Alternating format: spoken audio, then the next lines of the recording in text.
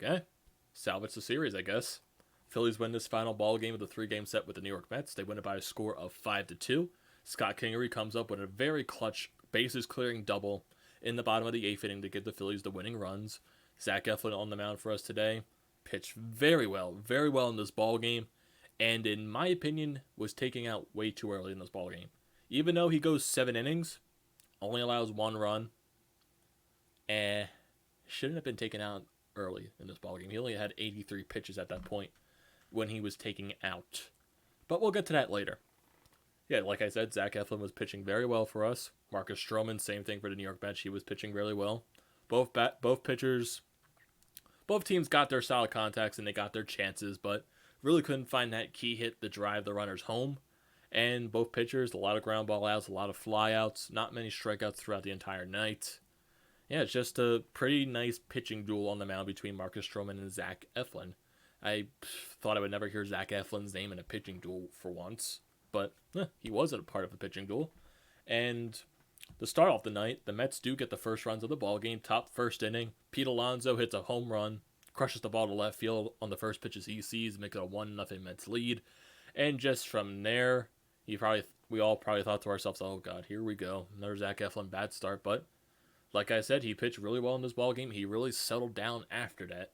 And the Phillies, in the bottom of the first inning, get the leadoff runner on with Corey Dickerson with a leadoff double. And next 2 batters get outs. JT Realmuto, Bryce Harper. Looks like we're not going to be able to get the guy in. Then Brees Hoskins comes up. It's been pretty hot of late. Gets a really nice double down the right field line. Ball was hit pretty hard. But our third base coach, Dusty Watkins, decides to send Dickerson home. He was gunned out by a couple feet. And it's just...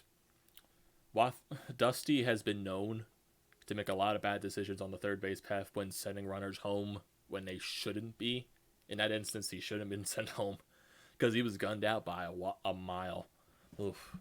And the ball was hit pretty hard, so just a good throw by the right fielder to get the ball there on time because, yeah, Dickerson was thrown out by a couple feet. So, bad decision right there on Dusty Watkins because he was waving Dickerson home the minute the ball was hit. So, Phillies lose an opportunity there to tie the ball game, but they do tie the ball game in the bottom of the second inning. Brad Miller crushed the ball to left center field, leadoff shot in the bottom of the second to tie the ball game at 1.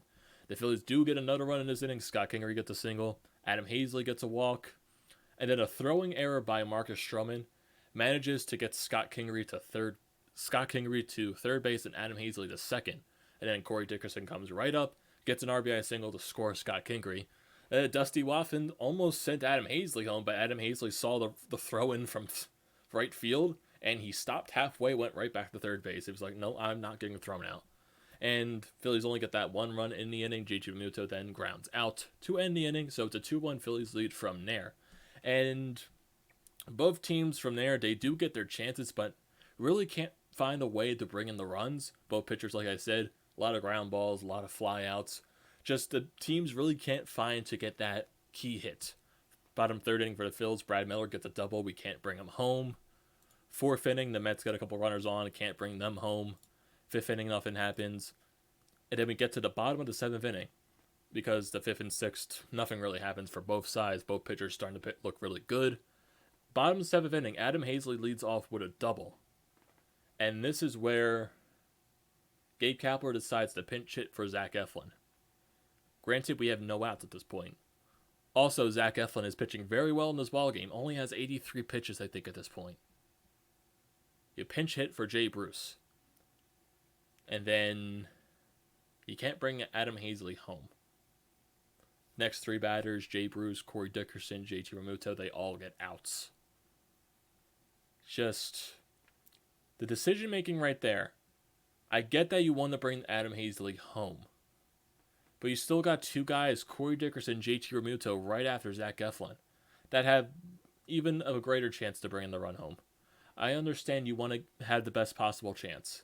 But that decision right there comes back to haunt you in the 8th inning. Because Zach Eflin taken out of this ballgame, he was pitching really well.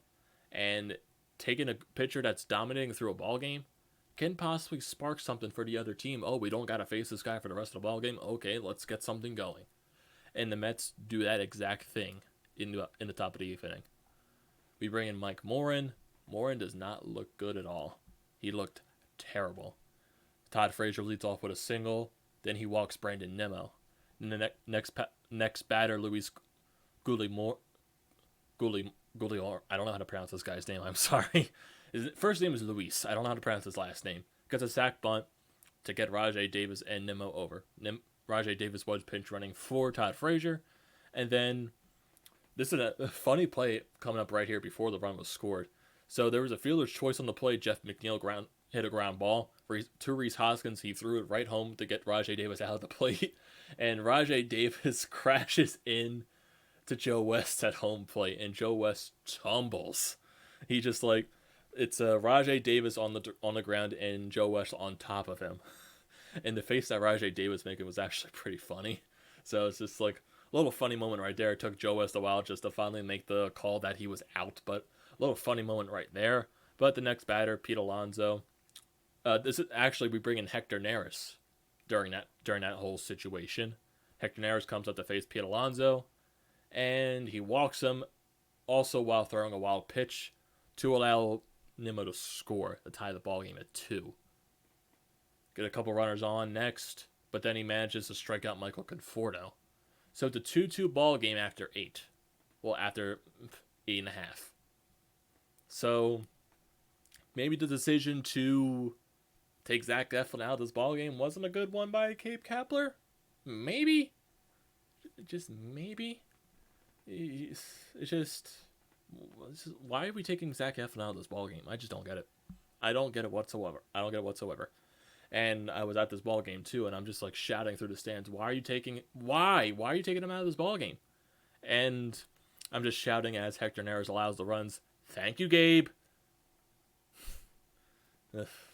And also granted that my throat's a little messed up too. I was having trouble saying stuff at the ball game, and I'm having trouble saying stuff today.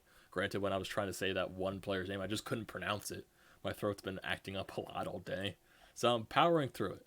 So we go to the bottom of the 8th inning. Bryce Harper leads off with a single. Then Rhys Hoskins walks. So we're getting something going a little bit right here. Brad Miller does get a fly out to get the first out of the inning. But then we decide, well, actually it was a deep fly ball that manages to get Harper and Rhys Hoskins moving up a base. So we got Harper on third, Rhys Hoskins on second. And then Familia decides to intentionally walk Cesar Hernandez to get the factor in for the double play. Scott Kingery comes up, and he gets an bases-clearing 3 RBI double to the left center field gap to make the ball game a 5-2 game. So, Scott Kingery right there comes up in the clutch. We do have him on second base. Adam Hazley doesn't manage to bring him home. And Hector Neris, out of all people, comes up to bat. And he draws a 3-2 count, actually. The pitcher on the mound for the Mets, was having trouble a little bit pitching to Neris for some reason. And Hector Neris worked a full count, but he does strike out. But another little funny moment in this ballgame, Hector Neris getting his own little at bat. A little nice right there for Hector Neris. But then we go to the top of the 9th inning, and Hector Neris shuts down the door. Ramos grounds out, Panic grounds out, and he strikes out Rosario to end the ballgame.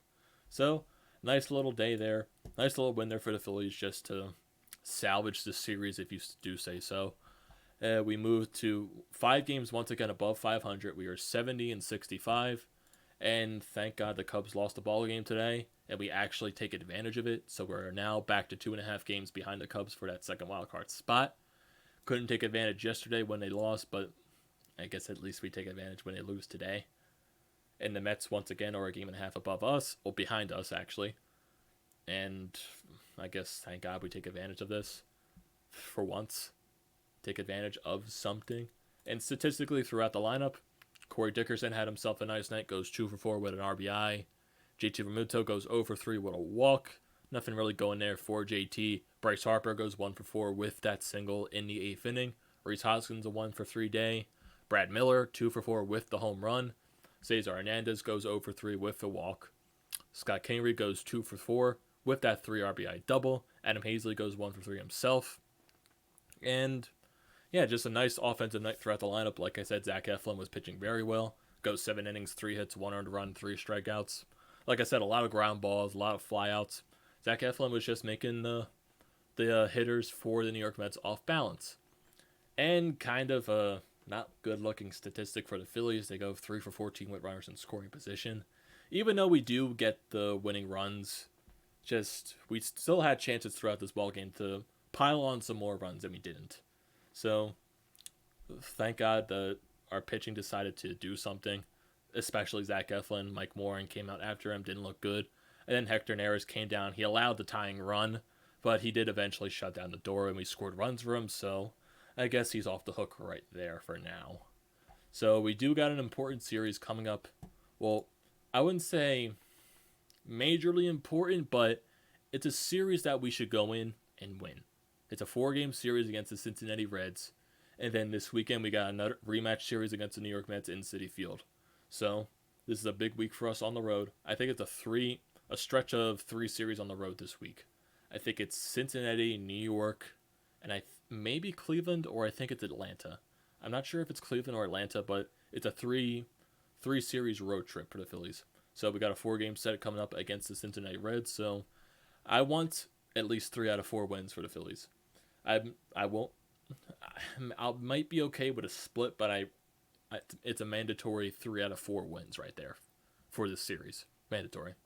So, what are you guys' thoughts on this game? What are you guys' thoughts on Zach Eflin's night? Scott Kingery's 3 RBI double? And do you still have hope for this World Cup? Because yesterday I lost hope, but I guess they're still technically in it. They're going to be in it for the rest of the season. So, what are your thoughts on the Phillies down the stretch for this wild card race? So, don't forget to leave a comment. Don't forget to drop a like. Don't forget to subscribe to the channel. And I will see you in the next video.